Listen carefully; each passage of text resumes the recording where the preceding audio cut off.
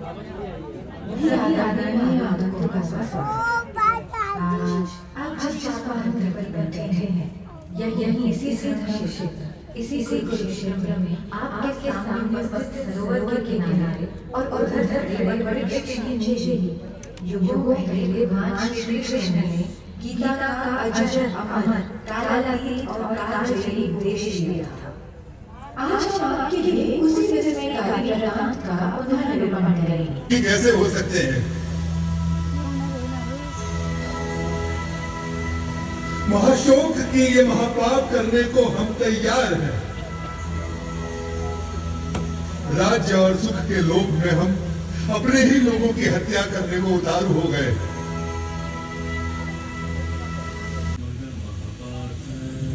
कायर मत बन पार्थ, यह तुझे शोभा नहीं देता।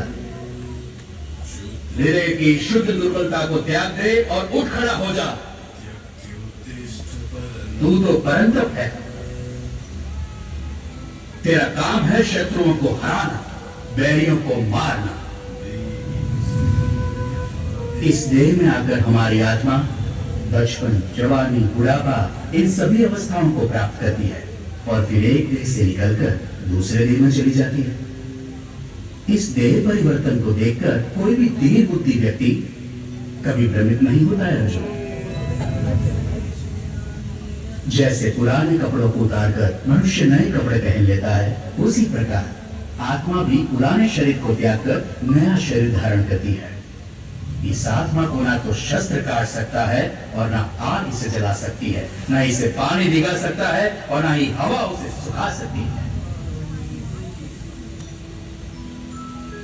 यूं सांख्य योग की बारीकियों को आगे समझाते हुए कृष्ण बोले, कुरुनंदन, इस योग में व्यवसायिक बुद्धि और कर्म निर्धारक बुद्धि दोनों एक। और फिर देवकी नंदन श्री कृष्ण ने वो शब्द कहे जो आज तक हर भारतीय के मन मस्तिष्क में गुंजायमान रहते हैं। तेरा अधिकार केवल कर्म पर है, फल पर कभी नहीं। तू कर्म करते समय फल की इच्छा कभी मत कर और कर्म से कभी मुंह भी मत मोड़। काश की मनुष्य ये बात हम पेड़ों से समझ लेते, जो सारे संसार को, मनुष्यों, पशु पक्षियों को निरंतर फल देते हैं, किंतु स्वयं उस फल के भोग के बारे में कभी नहीं सोचते। वरना तो सारे जंगल, सारे पेड़ पौधे, सारी वनस्पति कब की नष्ट हो जाती और उसके साथ संसार में संपूर्ण जीवन भी।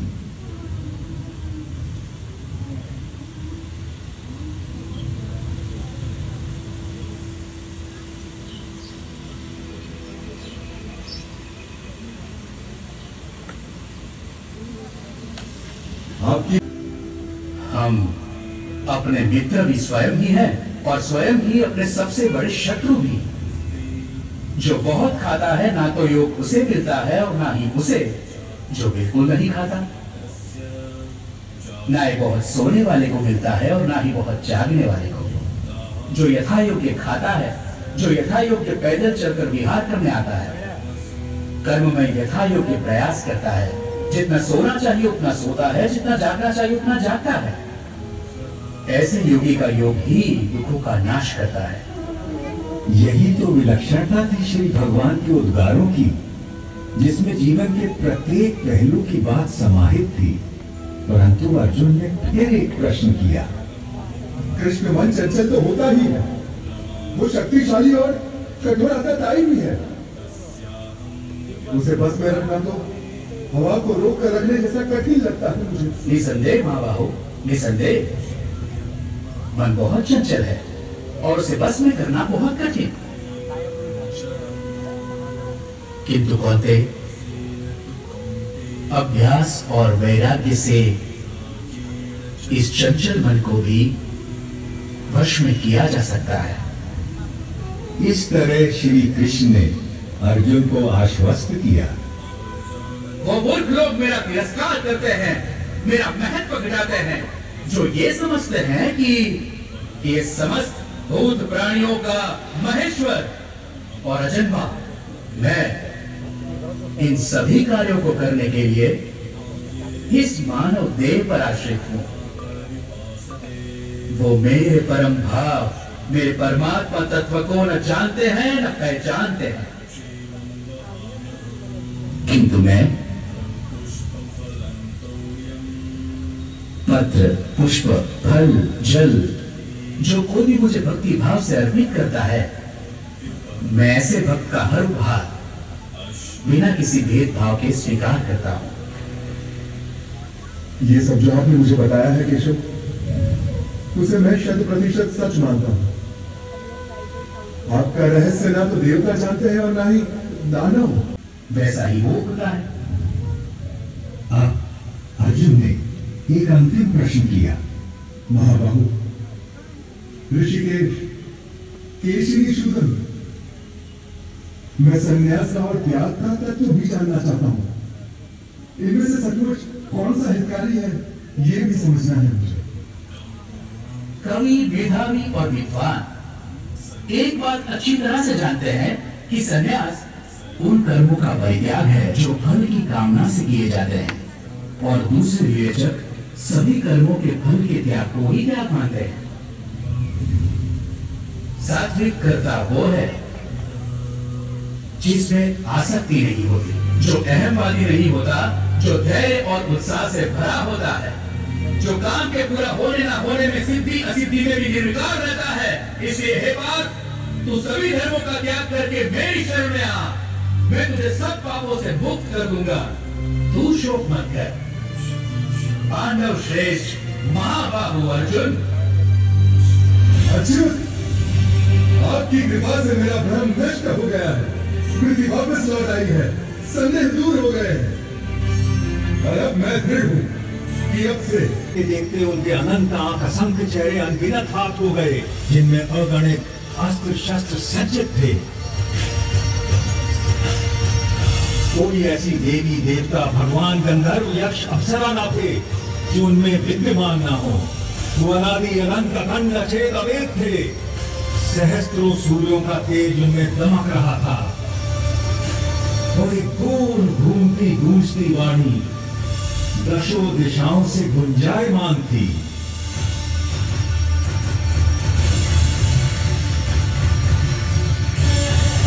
मैं अक्षर हूँ, अनिर्देश्य हूँ, अव्यक्त हूँ, सर्वज्ञ हूँ, चिंतन से परे कूटस्थ हूँ, अचर हूँ, ध्रुव हूँ। मैं ही भूतों के भीतर स्थित आत्मा, उनका निजित्व, उनका अपनापन हूँ। आदित्यों में मैं विष्णु, प्रकाश पुंजों में सूर्य, मारुतों में मारीचि, नक्षत्रों में चंद्र, वेदों में सामवेद, देवताओं में इंद्र, इंद्रियों में वन, प्राणियों में चेतना, रुद्रों में शंकर, यक्षों में कुबेर, वसुओं में अग्नि, पर्वतों में मेरु, पुरोहितों में बृहस्पति, सेनापतियों में स्कंद, जलाशयों में समुद्र, महर्षियों में भृगु, वाणी में ओम, यज्ञों में जप, अजर पदार्थों में हिमालय, पेड़ों में अश्वत्थ, देवर्षियों में नारद, गंधर्वों में चित्ररथ, मुनियों में कपिल, अश्वों में उच्चैश्रवा, गजों में ऐरावत, मनुष्यों में राजा, हथियारों में वज्र, गौओं में कामधेनु, जन्मदाताओं में कामदेव, नागों में वासुकी, पशुओं में सिंह, पक्षियों में गरुड़, मछलियों में मगरमच्छ, पर्वतकर्ताओं में पवन, ऋचाओं में बृहत्साम, छंदों में गायत्री, ऋतुओं में वसंत, नदियों में गंगा, शस्त्रज्ञों में राम, विद्याओं में अध्यात्म, सृष्टियों का आरंभ, अंत, मध्य मैं ही हूँ। कभी समाप्त होने वाला काल भी मैं हूँ पार्थ। सबका हरण करने वाली मृत्यु मैं हूँ। भविष्य में होने वाले जन्मों का कारण ही मैं ही हूँ। मैं विश्व तो मुख हूँ। ये पूरा विश्व मेरा मुख है।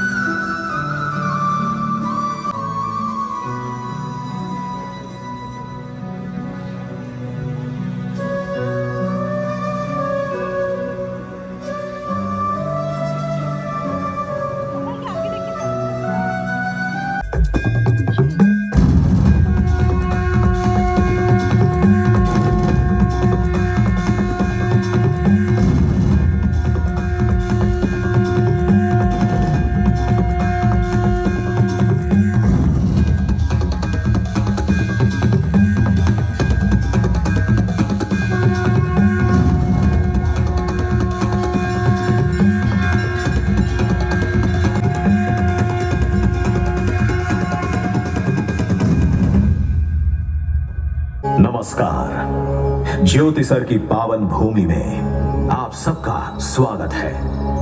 आज हम आपका साक्षात्कार कराएंगे भगवान कृष्ण के दो भव्य रूपों से। पहला रूप वो विराट रूप है जो महाप्रभु ने हस्तिनापुर में दिखाया, जिसका उद्देश्य था कि रण ना हो। और दूसरा रूप वो विश्व रूप है जो अर्जुन ने देखा रणभूमि में, जिसका आशय था कि धर्म युद्ध हो।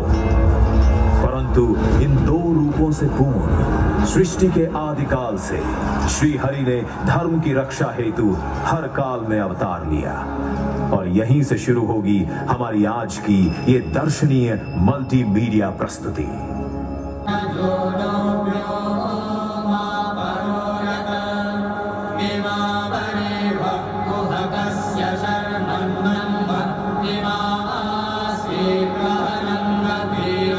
सृष्टि से पहले सत नहीं था, असत भी नहीं, अंतरिक्ष भी नहीं, आकाश भी नहीं था।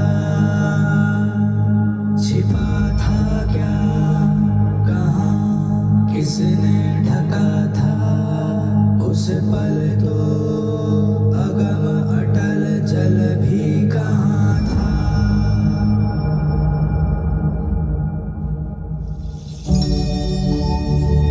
ब्रह्मा द्वारा रचित अद्भुत और अनुपम सृष्टि के पालन और सुरक्षा का भार महाविष्णु ने संभाला और धर्म की स्थापना हेतु अनेकों अवतार लिए।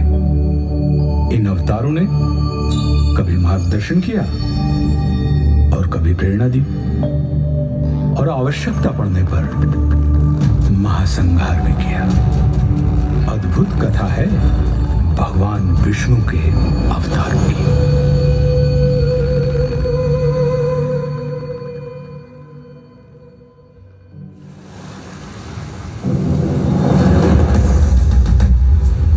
मत्स्य रूप में नौका से जीवन को पार लगाया,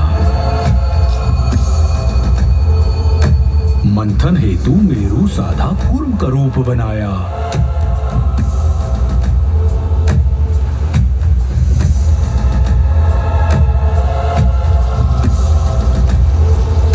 लील रहा सागर धरती को वारह आन बचाया।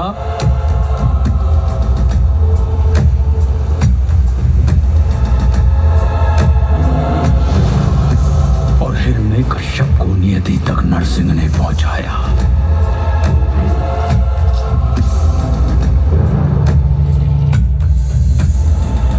त्रिपद में वामन के पहुंचा महाबली पाताल।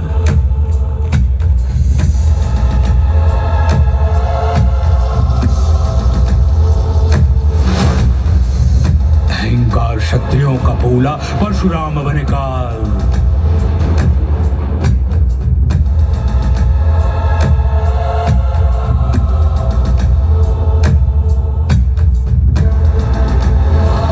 संघर्ष किया, वनवास किया, जनमानस को विश्वास दिया। श्री रामचंद्र आदर्श बने और दश कंधर का नाश किया।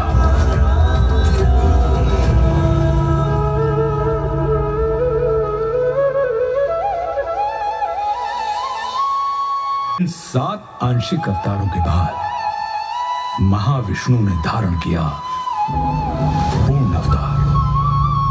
16 कलाओं से युक्त महाविष्णु अपने वास्तविक रूप में धरती पर आए। अपने 8वें अवतरण में योगीराज कृष्ण के रूप में।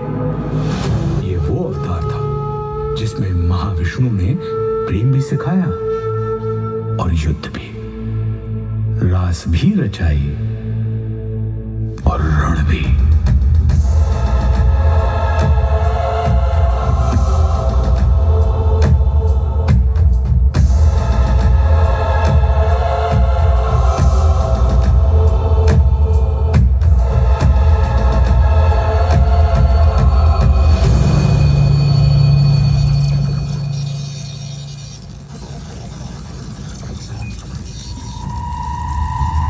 महाविष्णु के 8वें अवतार की कथा में एक दिन ऐसा भी आया जब भ्राताओं को समझ नहीं आई।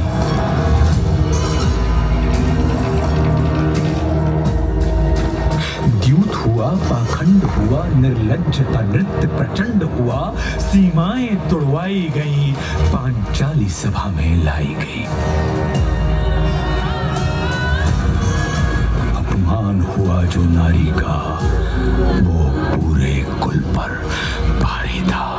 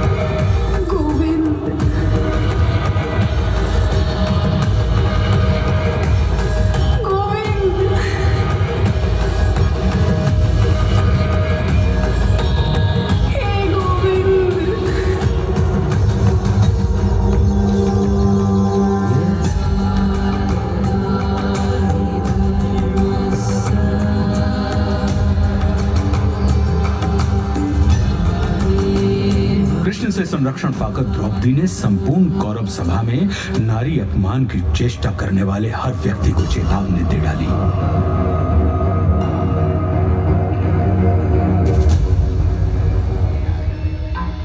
जिस धरा पे हो बैठे धराधिपति, वो धरा ध्वंस धूमिल धरी जाएगी। दिखेंगे मृतक ही मृतक उस तरफ जिस तरफ रक्त रंजित नजर जाएगी। होंगी विधवाएं इतनी गुरुवंश में, साड़ियां श्वेत साड़ी कम पड़ जाएंगी। नाम तक के लिए न ना होगा कोई, बीज को सूनी को के तरस जाएंगी। अब खुले ही रहेंगे केश मेरे तब तक, कौरव वंश का विनाश नहीं होगा जब तक।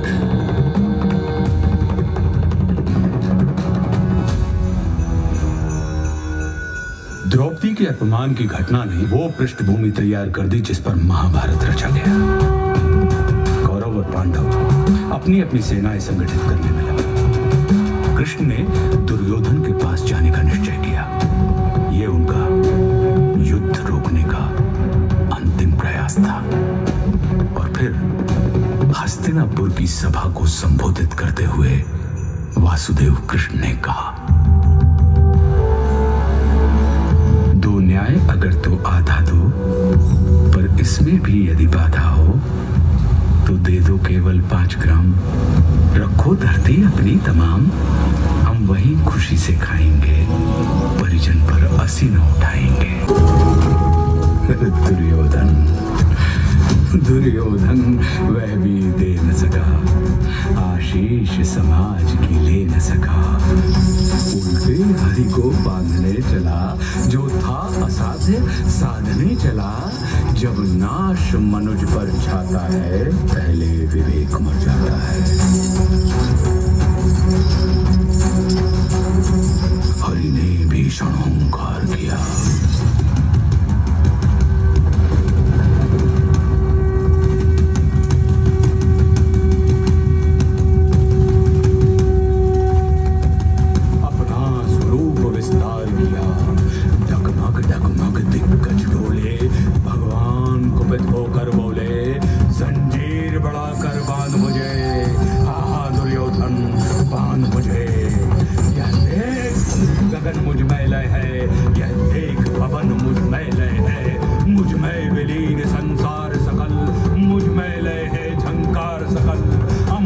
बोलता है मुझ में, संहार झूलता है मुझ में। उदयाचल मेरा दीप्तिपाल, भूमंडल वक्षस्थल विशाल।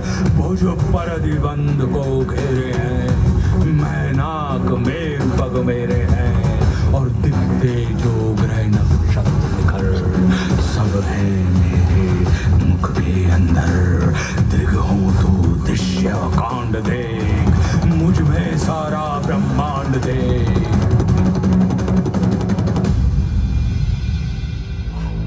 क्षर अचर जीव जग शर अक्षर नश्वर मनुष्य सुर जाति अमर, शतकोटि विष्णु ब्रह्मा महेश, शतकोटि जिष्णु जलपति धनेश, शतकोटि रुद्र शतकोटि काल, शतकोटि दंडधर लोकपाल, जंजीर बढ़ाकर साध दे दुर्योधन बांध दे। भूलोक अथल पाताल देख, गत और अनागत काल देख, अंबर में कुंतल चाल देख, पद के नीचे पाताल देख, मुट्ठी में तीनों काल देख, मेरा स्वरूप विकराल देख। सब जन्म मुझी से पाते हैं, फिर लौट मुझी में आते हैं। बांधने मुझे तू आया है, जंजीर बड़ी क्या लाया है। यदि मुझे बांधना चाहे मन, तो पहले बांध अनंत गगन। सूने को साध न सकता है, वह मुझे बांध कब सकता है।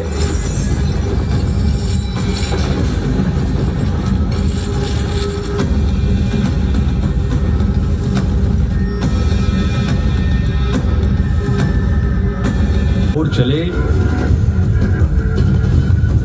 मन दुर्योधन का नहीं मना और महाभारत का युद्ध। जब नाश मनुष्य पर छाता है, पहले विवेक मर जाता है। रणभूमि पहुंची सेनाएं, फिर मध्य कृष्ण अर्जुन आए।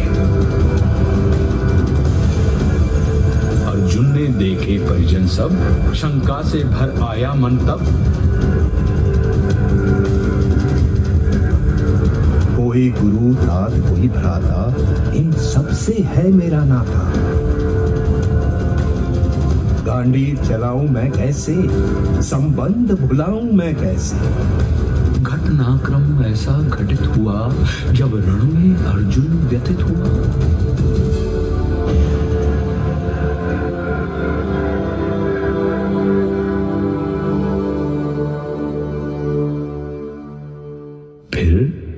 कर्म बताया केशव ने, निज धर्म बताया केशव ने। बोले निमित्त तू मैं करता, मेरे होते तू क्यों डरता। ब्रह्म ज्ञान पाकर अर्जुन भी उसी लोभ से ग्रसित हो गया, जिस लोभ से मानव कभी पार नहीं पा सकता।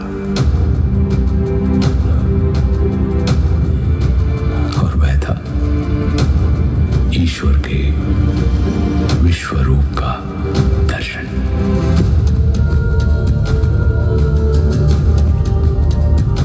अर्जुन ने कहा,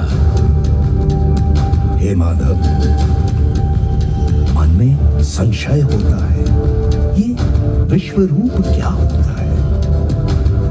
इस संशय को नष्ट करो, अपना स्वरूप स्पष्ट करो।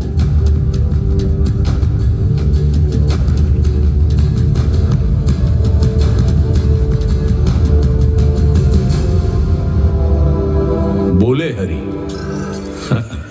दृग नहीं है योग्य तेरे, ले दिव्य दृष्टि लख रूप मेरे।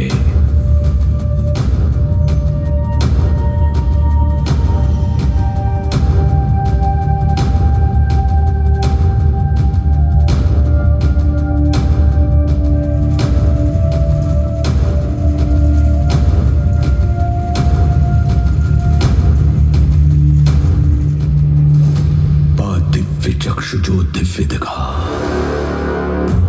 वो दिव्य तो था, मोहक ना था।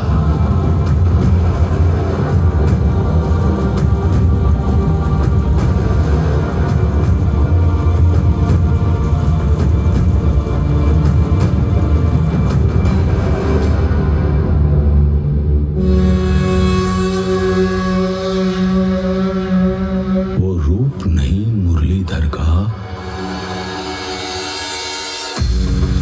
वो दृश्य महाकालेश्वर का।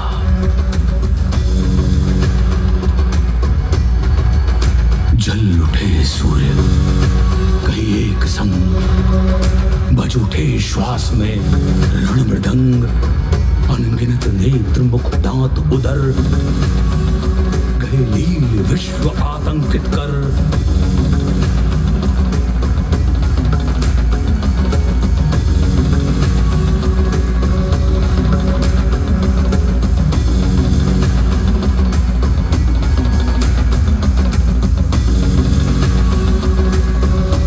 उद्गीरत मुख से प्रलय आग, कौरव पांडव हरि भौज भाग, आदित्य रुद्र मारुत अपार, गंधर्व वसु अश्वनी कुमार, कर रहे दंडवत सर्व नमन, पर हरिकोप में गर्जित घन।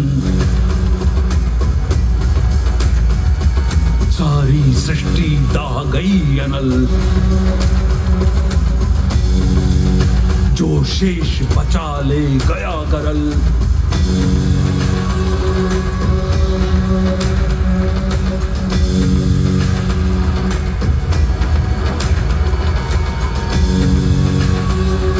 हरिमुख में सब कुछ समा गया, था विश्व यही अब कहाँ गया।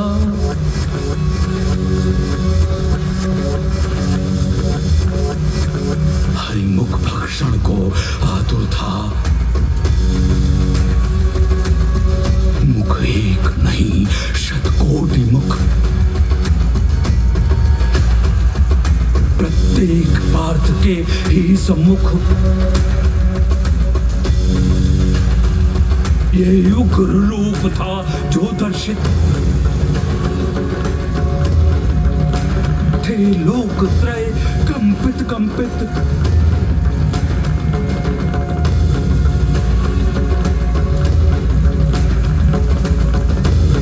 विकराल रूप जो दिखलाया, गुरकेश देख तक ना पाया। का रूप धरो वही जो प्रिय है, हर शब्द तुम्हारा अनुमेय है। बोले प्रभु उठकर युद्ध करो, निज स्वधर्म को सिद्ध करो, नहीं समर तेरा